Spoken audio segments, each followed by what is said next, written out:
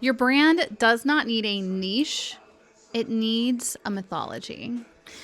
I'm Morgan, and if you're multi-passionate, neurodivergent, or just sick of like shrinking yourself in order to fit into one lane, then this video is for you. So this is the first in a 12-week series all about how you can start world building your brand the way that fantasy authors world build inside of their novels. And there's a reason that most of the advice that you've heard to grow your brand didn't really work for you. And it's because most people are taught to pick a niche, like figure out your ideal audience and the demographics and choose your content pillar, start posting 3 to 5 times a day, and it goes on and on. And this approach tends to create like a bunch of random pieces of content that doesn't have a backbone. And what we're doing when we are creating a world for your brand is this is the thing that holds the entire project up. But it also gives us the chance to be creative and, while being strategic, allow ourselves to dream. You know, it asks the question, like, what is the world that I want to create that will feel creatively fulfilling and my audience will be obsessed with and will actually be helpful for them? So think about your favorite fantasy series like Brandon Sanderson's Cosmere or Tolkien's Middle Earth or Fourth Wing or Ice Planet Barbarians if you're into that. And no shade because it's on my TBR.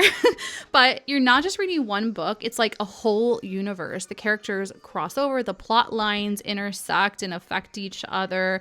You know, it feels like a real world, and it's something that lives inside of you like forever after you read it. And that's the type of world that we want to create as a brand, and that's the type of brand that people do obsess over. So how do we do it? Every powerful brand is built on mythology. Not mythology in the sense of like fake or made up, but the origin series you tell, the villains you're fighting against in your industry, the magic that only you can offer, the future that you're leading people towards, and the transformation that takes place inside of you and your audience. That's the mythology. That's the lore. And when I say brand world building, I'm talking about collecting and organizing the lore of your brand so that everything you create feels like it's flowing from the same myth. It's what separates a creator who's posting like great tips, this is so valuable, to a leader of a movement with an audience that thanks them for posting and jumps on every wait list that they have when an offer drops. You know, I posted 3 to 5 times a day for a very, very long time on TikTok, and I like steadily grew an audience and I got some clients, and that was cool, but I didn't feel like I was having the impact that I could have based on all the experience and knowledge that I had. It felt like I was just scratching the surface and just kind of like giving surface level stuff. And it's when I started looking at myself and what I cared about and what I wanted to share and what I spent most of my time thinking about outside of work and incorporated those into my frameworks, into my messaging, that I literally like grew by 4 times my audience and money too. You know, because before I might give you tips on a good marketing plan or strategy, but now, you know, watching this video and the way I'm talking about it in terms of mythology and brand world building, it's new, it's different. It feels fun. It feels interesting. It feels exciting, especially to the people that I love working with, which are neurodivergents, creatives, you know, artists.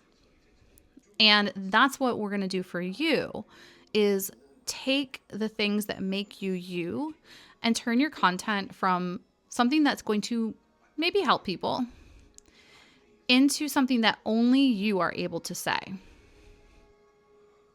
Only you have this point of view. Only you have this special set of skills, a la Liam Neeson in Taken. And we start with your North Star. This is the vision. Your brand North Star is the through line that runs underneath everything else. It's what is the core change I'm here to create? What do I want my brand to look like 5, 10, 15, 20 years from now?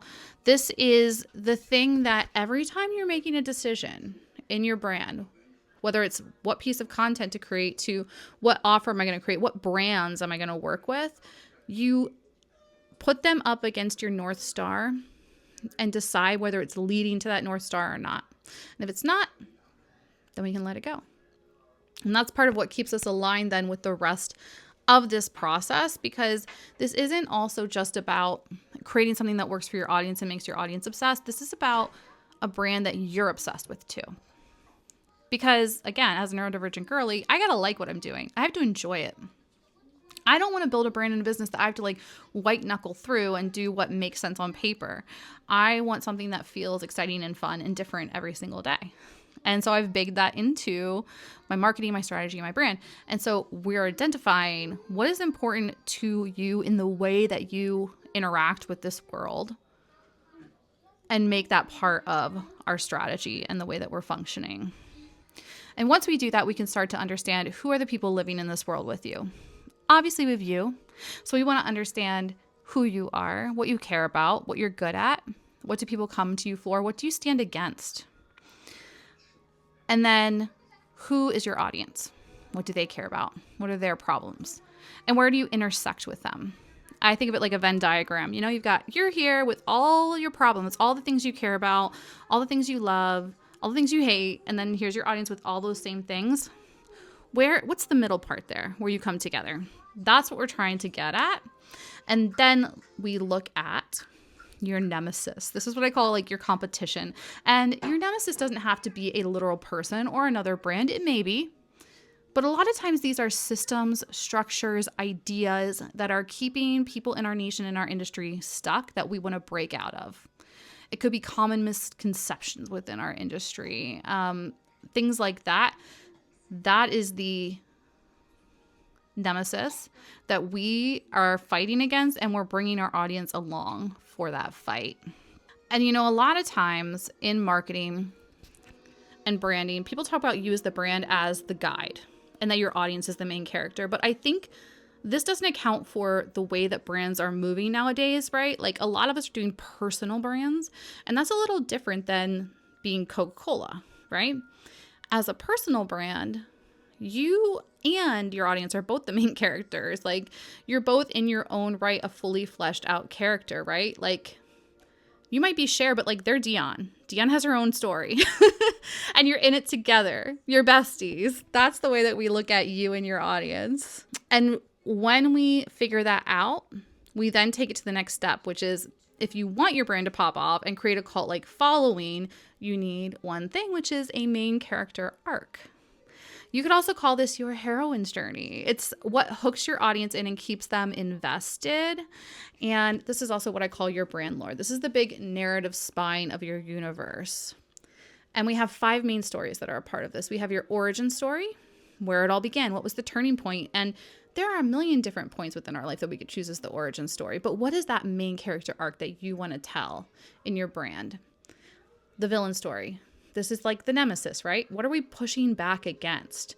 The industry norms, the myth, the systems, the people who hurt you and your audience in the past that you're fighting against.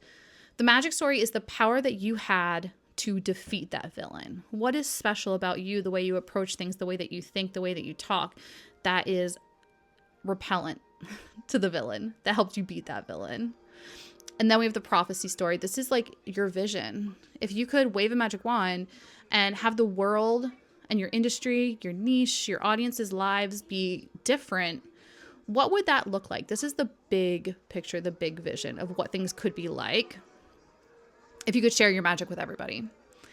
And then finally is the alchemy story. Now, this is the transformation that's taking place for you and your audience. And the way this is different from the prophecy story is that this is not the big picture. This is the micro. If the prophecy is the macro vision of like what could change, this is the micro vision. This is how this actually shows up in your everyday life.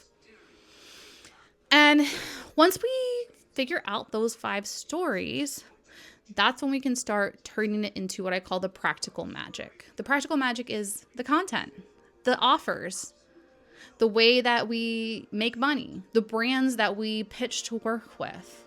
It's taking this world that we've created and making it real by sharing it then with the outside world. And, you know, everyone's right now feels content is like in a weird place.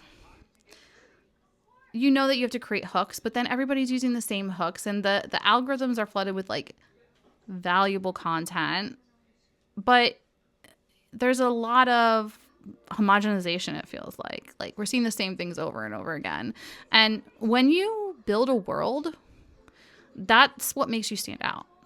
That is what makes like you be the person someone literally searches for on their feed instead of like swipes past. And the same way that people don't just like a single fantasy novel, they identify with the entire world and keep coming back for the new stories. It builds recognition and resonance. So if you're ready for your brand to feel like a world your people are obsessed with, you can start by writing your origin story. And I have a free resource on how you can do this at my link. And I'll see you there.